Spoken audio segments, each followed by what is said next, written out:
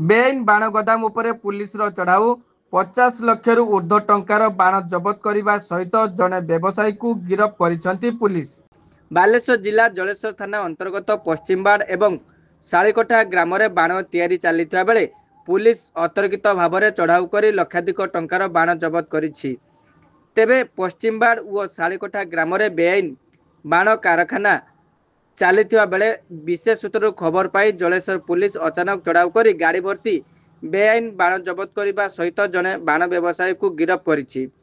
तेबे पार्वण ऋतु आसिले एही व्यक्ति माने पड़ोशी राज्य पश्चिमबंगरू आनी एठारे बाण तैयारी करने सहित ओडिशार विभिन्न जगार चोरा बाण बिक्री करथांती।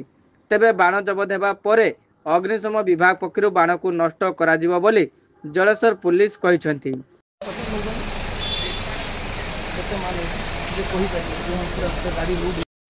बस्तारू बसंत कुमार भद्रंक रिपोर्ट सूरज टीवी।